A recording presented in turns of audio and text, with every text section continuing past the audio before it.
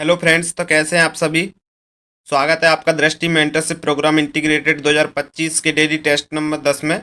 इससे पहले हम 8 और 9 टेस्ट नंबर डिस्कस कर चुके हैं, प्रीलिम्स का और एक मेंस का जीएस का टेस्ट डिस्कस कर चुके हैं और एक ऑप्शनल हिंदी लिटरेचर का भी डिस्कस कर चुके हैं। ठीक है, तो चलिए फिर आज की वीडियो में हम डेली टेस्ट नंबर 10 को डिस्कस करते हैं। टेस्ट नंबर 10 में पहला क्वेश्चन है, भारत में प्रारंभिक यूरोपीय व्यापारिक कंपनियों के संदर्भ में निम्नलिखित युग्मों पर विचार कीजिए। यूरोपीय शक्ति दिए एक तरफ और दूसरी तरफ भारत में इनके प्राथमिक व्यापारिक केंद्र दिए हुए हैं। पहला पुर्तगाली, जिसके सामने गोवा दिया हुआ है। दूसरी डच सूरत, फ्रेंच पांडिचेरी। उपयुक्त युग्मों में से कितने युग्म सही सुमेलित हैं। मतलब इसमें ये बताना है कि कौन सी यूरोपीय शक्ति की पहली जो व्यापारिक केंद्र था वो कहाँ खुला हुआ था। जैसे पुर्तगाली के सामने गोवा, तो बताना है फिर कौन सा सही है। चलिए अपना आंसर पिक कीजिए। तो इसका सही उत्तर है ऑप्शन बी, केवल दो सही हैं। कौन कौन से? एक तो पहला सही है पुर्तगाली गोवा, जिन्होंने 1510 में मतलब अपना पहला व्यापारिक केंद्र स्थापित कर लिया था। और तीसरा सही है फ्रेंच पौंडीचेरी, 1674 में जो फ्रांसीसी आए थे उन्होंने पौंडीचेरी में अपनी पहली व्यापारिक कोठी स्थापित की थी। डच की सूरत नहीं है, डच की पुलिकट है। 1609 में डचों ने पुलिकट में अपनी पहली व्यापारिक कोठी स्थापित की थी या व्यापारिक केंद्र स्थापित किया था। ठीक है, तो इसलिए उसका उत्तर केवल बी हो जाएगा।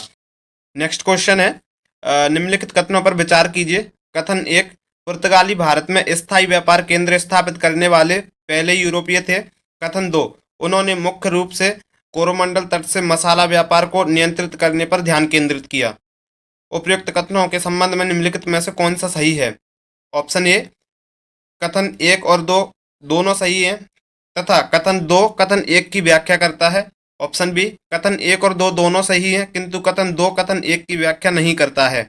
ऑप्शन सी, कथन एक सही है किंतु कथन दो गलत है। ऑप्शन डी, कथन एक गलत है किंतु कथन दो सही है। बताओ इसमें आंसर कौन सा है। तो इसका आंसर है ऑप्शन सी, कथन एक सही है किंतु कथन दो गलत है। क्यों ऐसा है? तो पहला कथन तो सही है कि पुर्तगाली आपको पता ही है कि पहले यूरोपीय थे जो भारत में व्यापारिक केंद्र भी स्थापित किया था पहला अपना, और पहले आए भी थे सबसे जो यूरोपीय कंपनियां आई थी उनमें।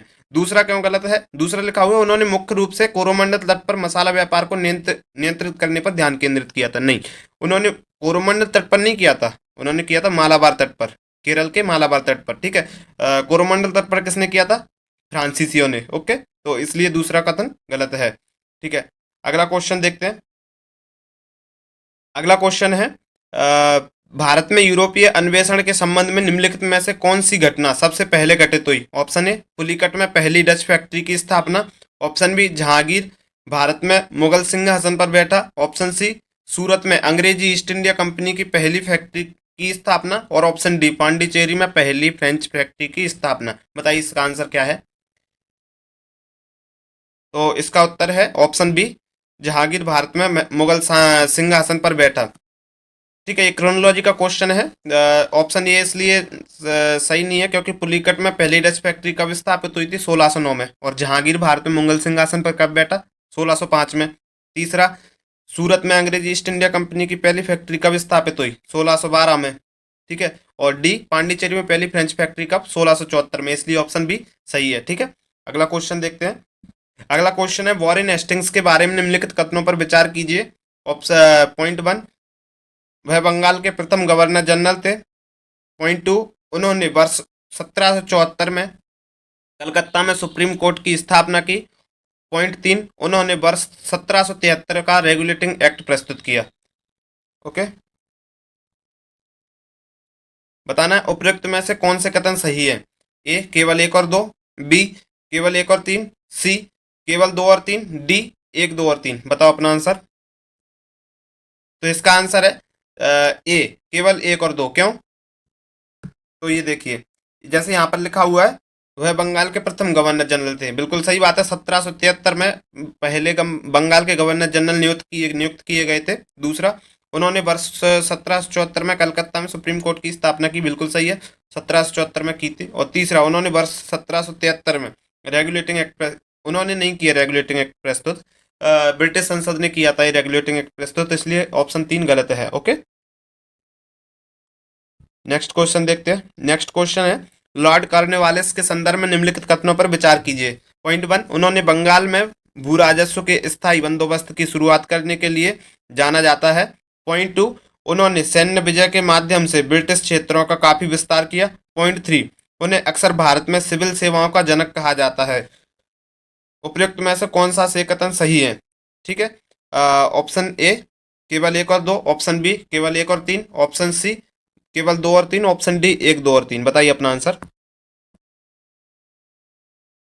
इसका आंसर है ऑप्शन बी केवल एक और तीन। क्यों? पहला आंसर सही है, उन्हें बंगाल में भू राजस्व की स्थायी बंदोबस्त शुरुआत करने के लिए, बिल्कुल सही बात है। 1773 में देखो लॉर्ड कॉर्नवालिस का कार्यकाल था भारत में 1786 1793। ठीक है, उन्होंने बंगाल में 1793 में एक भू राजस्व प्रणाली की शुरुआत की जिसको स्थायी बंदोबस्त के नाम से जाना जाता है। ठीक है, और इसके बारे में आपने डिटेल में पढ़ा ही होगा। दूसरा, मतलब ये तीसरा जो सही है, क्यों है वो सही? क्योंकि मतलब एक कुशल नौकरशाही के रूप में उनके प्रयास कॉर्नवालिस के रहे थे अपने कार्यकाल के दौरान, इसलिए भारत में उनको सिविल सेवाओं का जनक कहा जाता है।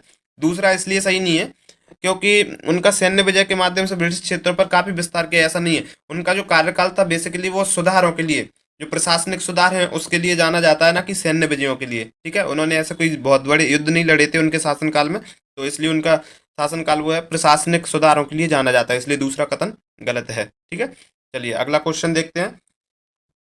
अगला क्वेश्चन है लॉर्ड वेलेस्ली के संदर्भ में निम्नलिखित कथनों पर विचार कीजिए। पॉइंट वन, उन्होंने भारत में ब्रिटिश प्रभाव का विस्तार करने के लिए सहायक संधि पद्धति की शुरुआत की।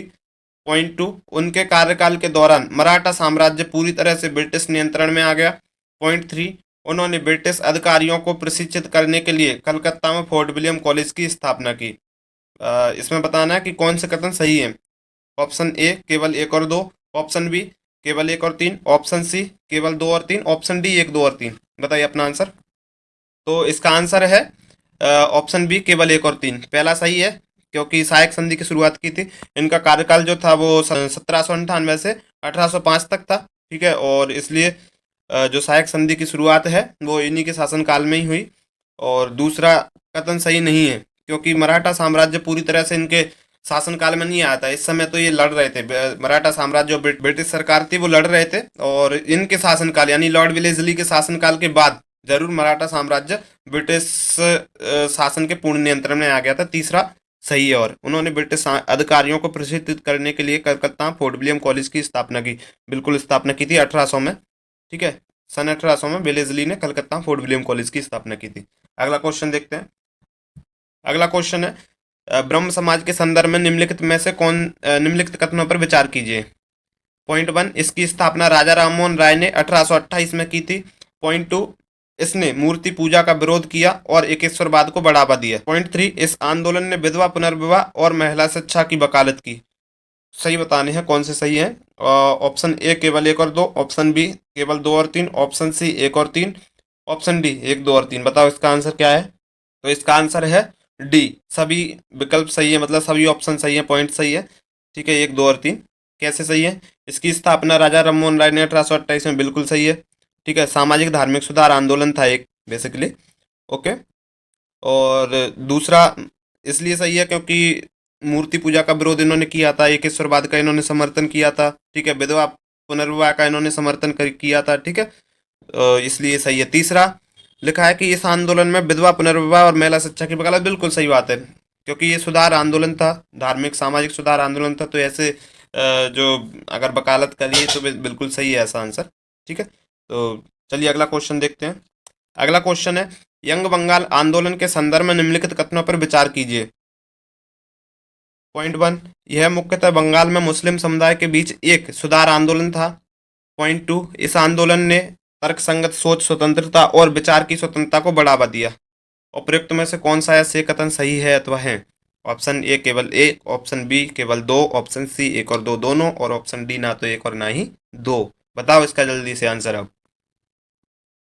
तो इसका आंसर है ऑप्शन बी केवल दो। ठीक है, यंग बंगाल आंदोलन कब हुआ? 1820 से 30 के बीच में हुआ। कहाँ पर? बंगाल में। किसने किया? हेनरी लुइस विवियन डेरोजियो इन नेतृत्व करता थे इस आंदोलन के। कौन? हेनरी लुइस विवियन डेरोजियो या हेनरी डेरोजियो भी बोल सकते हैं अपन इनको। तो और दूसरा, ये पहला इसलिए गलत है, मुस्लिम समुदाय के बीच एक सुधार आंदोलन नहीं था। क्यों?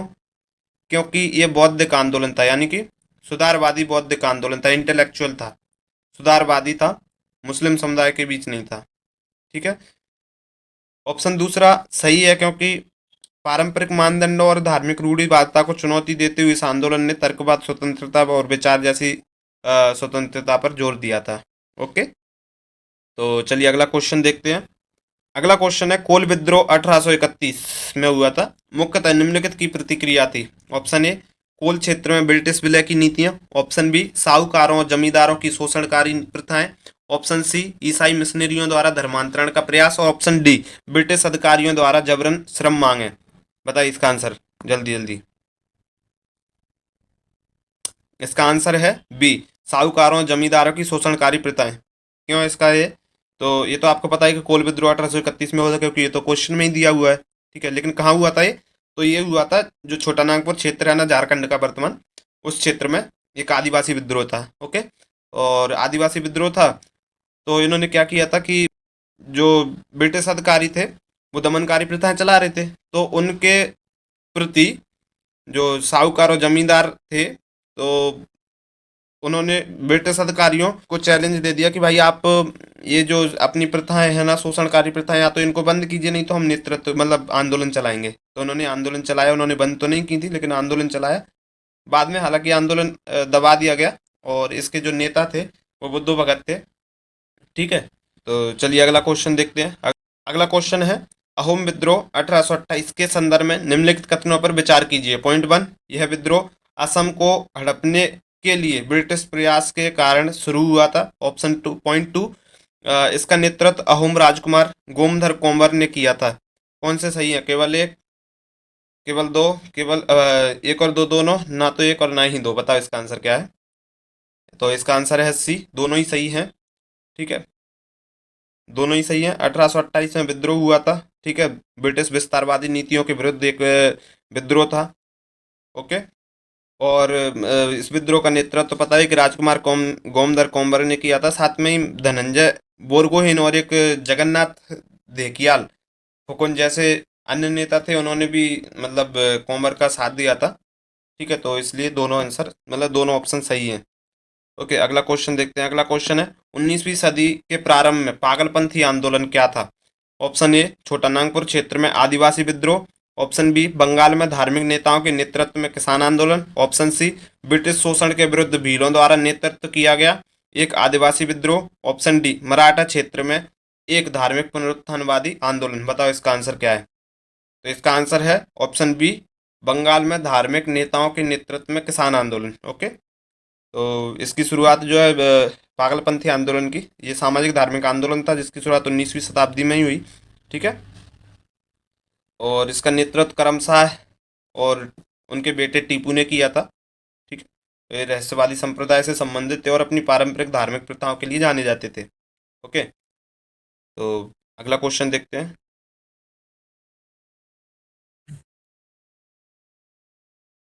अगला क्वेश्चन है, महालवाड़ी प्रथा के या महालवाड़ी प्रणाली के संदर्भ में निम्नलिखित कथनों पर विचार कीजिए।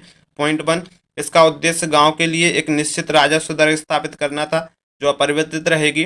पॉइंट टू, इसे उत्तर पश्चिमी प्रांतों और मध्य भारत के कुछ हिस्सों में होल्ट मैकेंजी द्वारा पेश किया गया था। पॉइंट थ्री, इस प्रणाली के तहत गांव या महल को सामूहिक रूप से ब्रिटिश अधिकारियों को भू राजस्व का भुगतान करना होता था। कौन से सही है? केवल एक और दो, बी केवल दो और तीन, सी केवल एक और तीन, डी एक दो और तीन। बताओ इसका आंसर फटाफट। तो इसका आंसर है बी, केवल दो और तीन।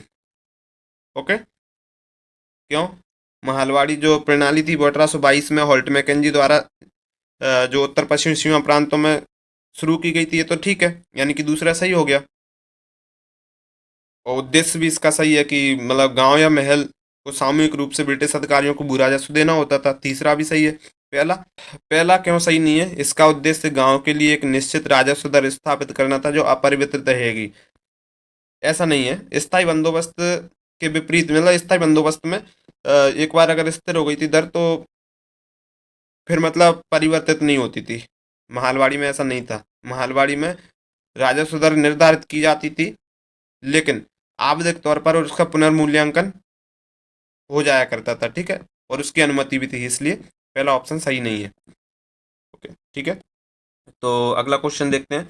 अगला क्वेश्चन है, भारत में अंग्रेजों द्वारा शुरू की गई रैयतवाड़ी प्रणाली के संदर्भ में निम्नलिखित कथनों पर विचार कीजिए। पॉइंट वन, रैयतवाड़ी प्रणाली के अंतर्गत राजस्व सीधे किसानों को वसूला जाता था, यानी किसानों से वसूला जाता था। ऑप्शन टू, इसे मुख्य रूप से मद्रास और बॉम्बे प्रेसिडेंसी क्षेत्रों में लागू किया गया था। पॉइंट थ्री, इसे ब्रिटिश अधिकारी हॉल्ट मैकेंजी द्वारा पेश किया गया था। कौन कौन से कथन सही है? केवल एक और दो, केवल दो और तीन, एक तीन, एक दो और तीन, बताओ फटाफट। तो इसका आंसर है ऑप्शन ए, केवल एक और दो। पहला सही है, राजस्व सीधे किसानों से वसूला जाता, बिल्कुल ठीक है। और महालवाड़ी में भी बताया कि पूरा मतलब एक महाल यानी मुखिया होता था गांव का, उससे वसूला जाता था, और इसमें सीधे रैयतों से, रैयत मतलब किसान, ठीक है। और दूसरा भी सही है, मद्रास और बॉम्बे प्रेसिडेंसी में लागू किया गया था। तीसरा सही नहीं है, हॉल्ट मैकेंजी नहीं है इसमें, थॉमस मुनरो हैं, या थॉमस मुनरो कह सकते हैं हम उनको। थॉमस मुनरो ने इसको लागू किया था, ठीक है, इसलिए पहला तीसरा सही नहीं है। अगला क्वेश्चन देखते हैं।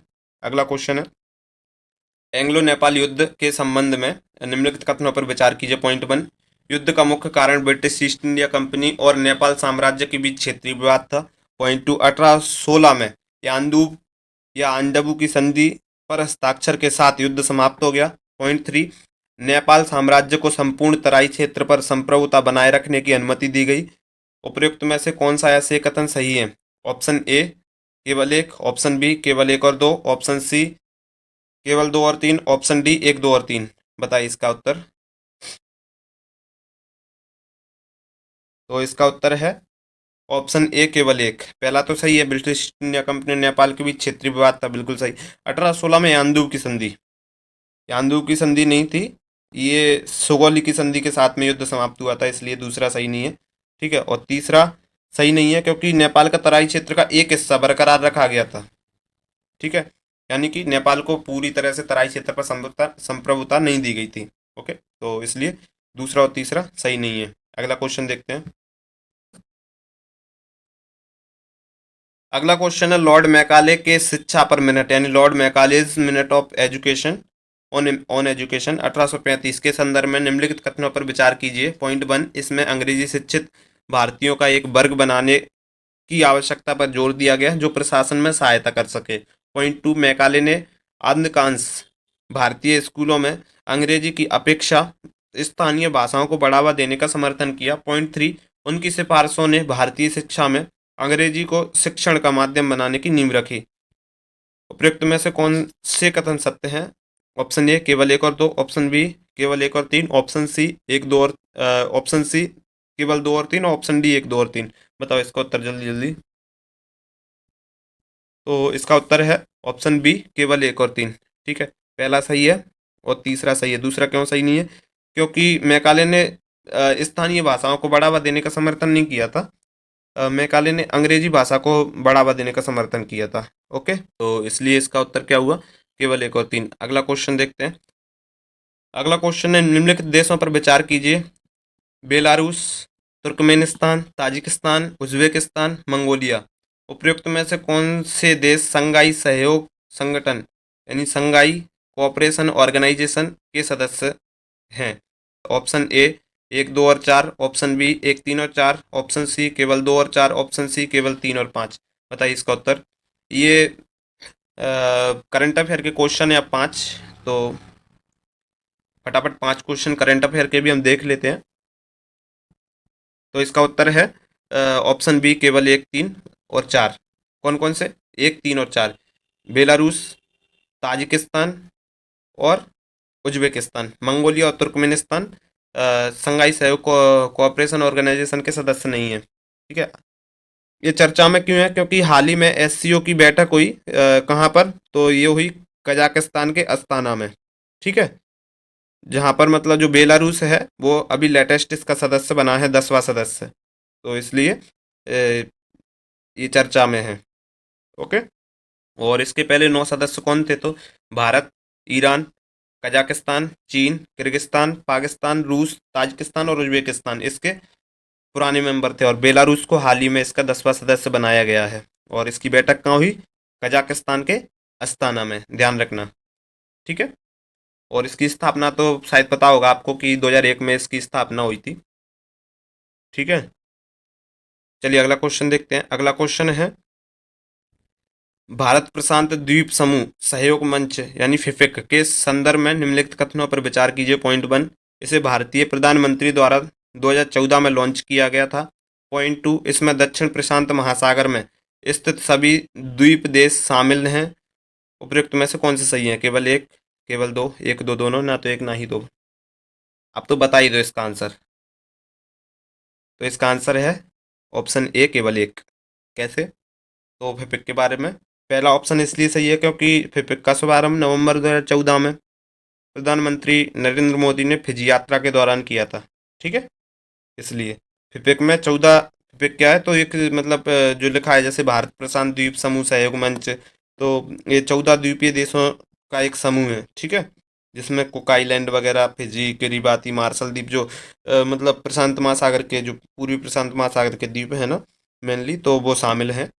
ठीक है, ऑस्ट्रेलिया वगैरह के जो उत्तर में स्थित हैं, तो वो चीज़ें। दूसरा सही नहीं है क्योंकि इसमें लिखा हुआ है दक्षिण प्रशांत महासागर में स्थित है। दक्षिण प्रशांत महासागर में नहीं, ये उत्तरी प्रशांत महासागर के जो ऑस्ट्रेलिया के उत्तर में है। ठीक है, तो इसलिए दूसरा सही नहीं है। अगला क्वेश्चन देखते हैं।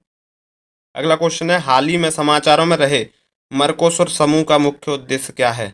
ऑप्शन ए, कुछ दक्षिण अमेरिकी देशों के बीच सैन्य सहयोग को बढ़ावा देना। ऑप्शन बी, दक्षिण अमेरिकी और कैरिबियाई देशों के बीच सांस्कृतिक आदान प्रदान को सुदृढ़ करना। ऑप्शन सी, चयनित दक्षिण अमेरिकी देशों के बीच एक साझा बाजार स्थापित करना तथा आर्थिक एकीकरण को बढ़ावा देना। ऑप्शन डी, सभी दक्षिण अमेरिकी देशों के एक क्षेत्रीय गठबंधन के रूप में प्रशांत महासागर के पर्यावरण और पारिस्थितिकी की रक्षा करना। करंट अफेयर का क्वेश्चन है, थोड़ा ध्यान से पढ़ो और बताओ इसका उत्तर जल्दी से। चलिए, इसका उत्तर है ऑप्शन सी, चयनित दक्षिण अमेरिकी देशों के बीच एक साझा बाजार स्थापित करना तथा आर्थिक एकीकरण को बढ़ावा देना। ये हाल ही में चर्चा में क्यों रहा था मर्कोसुर समूह? तो आपको जानकारी के लिए बता दूं, जून 2024 में बोलीविया, दक्षिण अमेरिकी देश है बोलीविया। बोलीविया एक लैंडलॉक कंट्री है। ठीक है, तो जून 2024 में यहाँ पर तख्ता पलट की कोशिश की गई थी। हालांकि ये सफल नहीं हुआ तख्ता पलट, पर कोशिश की गई थी, इसी वजह से चर्चा में रहा। और इसी के मद्देनज़र क्या किया कि फिर वहाँ की एक पार्टी थी जिसका नाम है मूवमेंट फॉर सोशलिज्म पार्टी। ठीक है, उन्होंने क्या किया कि मर्कोसुर में शामिल हो गए वो। तो ये मर्कोसुर क्या है? तो ये स्पेनिश भाषा का शब्द है जिसका मतलब होता है दक्षिण साझा बाजार। तो ये मर्कोसुर है, तो एक क्षेत्रीय एकीकरण प्रक्रिया है ये, जिसमें मतलब राष्ट्रीय अर्थव्यवस्था और को अंतर्राष्ट्रीय बाजार में प्रतिस्पर्धा एकीकरण के माध्यम से व्यापार और निवेश के अवसर दिए जाते हैं। ठीक है, तो इसलिए मर्कोसुर अभी चर्चा में रहा। चलिए अगला क्वेश्चन देख लेते हैं। अगला क्वेश्चन है, हाल ही में आयोजित द्विपक्षीय या बहुपक्षीय अभ्यासों के संदर्भ में निम्नलिखित युग्मों पर विचार कीजिए। एक तरफ अभ्यास का नाम दिया है और दूसरी तरफ आयोजित किया गया स्थान दिया हुआ है। पॉइंट 1, मैत्री टाक प्रांत। Point 2, Khan Quest Ulaanbaatar. Option 3 या point 3, nomadic elephant Umroi. Point 4, दोस्ती 16 माले। उपयुक्त युग्मों में से कितने युग्म सही सुमेलित हैं? केवल एक, केवल दो, केवल तीन, सभी चारों? देखो देखो जल्दी से बताओ इसका आंसर। तो इसका आंसर है ऑप्शन डी, सभी चारों अभ्यास में। तो ये सभी जो अभी ये जो अभ्यास दिए हुए हैं ये सभी 2024 के अभ्यास हैं। ठीक है, अभ्यास मैत्री का टाक प्रांत, टाक प्रांत कहाँ पर है? थाईलैंड में। ठीक है, और दूसरा है क्वेस्ट, क्वेस्ट कहाँ पर है? मतलब ये जो उलान बटार, उलान बटार नहीं है, उलान बटोर है बेसिकली, मंगोलिया का मिस टाइप हो गया है। तो उलान बटोर है ये, उलान बटार नहीं है। ठीक है, इसके बाद में ये जो नोमैडिक एलिफेंट है ये कहाँ पर है? तो ये उमरोई में है। उमरोई का मेघालय, भारत में। इसके बाद में जो दोस्ती 16 दिया हुआ है ये कहाँ पर है? तो ये माले जो लिखा हुआ है, माले क्या है? मालदीव की राजधानी है। तो ये भी सही है। ठीक है, तो इसलिए चारों ऑप्शन सही है। अगला क्वेश्चन देखते हैं। अगला क्वेश्चन है, निम्नलिखित में से कौन सा संगठन आर्टिफिशियल इंटेलिजेंस तैयारी सूचकांक AIPI जारी करता है? ऑप्शन ए विश्व आर्थिक मंच, ऑप्शन बी संयुक्त राष्ट्र विकास कार्यक्रम, ऑप्शन सी अंतर्राष्ट्रीय दूरसंचार संघ, ऑप्शन डी अंतर्राष्ट्रीय मुद्रा कोष। बताओ कौन जारी करता है? तो इसको जारी करता भैया अंतर्राष्ट्रीय मुद्रा कोष। ठीक है, अंतर्राष्ट्रीय मुद्रा कोष इसको जारी करता है। तो चलिए फिर आज की वीडियो में हमने टोटल 20 क्वेश्चन डिस्कस कर लिए हैं। ठीक है, और ये टेस्ट नंबर 10 था, डेली टेस्ट। और यदि आपको ये वीडियो पसंद आ रही हो तो यार, इतना आप देखते हो 2-4 मिनट 10 मिनट जो भी देखते हो या पूरी देखते हो, उसके बाद या बाद में नहीं, पहले ही जब आप वीडियो को ओपन कर रहे हो उसी टाइम पर आप इसको लाइक पर क्लिक तो कर ही सकते हैं, है ना। आपका जा कह रहा है, कोई पैसे वैसे थोड़ी ना लग रहे हैं। और यदि आप चैनल पर नए हैं तो चैनल को सब्सक्राइब तो कर ही लीजिए, क्योंकि यदि आप और भी वीडियो देखेंगे तो उसके लिए ज़रूरी है कि आपके पास नोटिफिकेशन जाए। ठीक है, तो नोटिफिकेशन जाने के लिए क्या चाहिए, सब्सक्राइब कर लीजिए, ताकि हाल की हाल आपको वीडियो मिल जाए तुरंत ही, और आपकी तैयारी में चार चांद लग जाएं। ठीक है, तो चलिए इस वीडियो में इतना ही, मिलते हैं फिर किसी नेक्स्ट वीडियो। धन्यवाद, पढ़ते रहिए।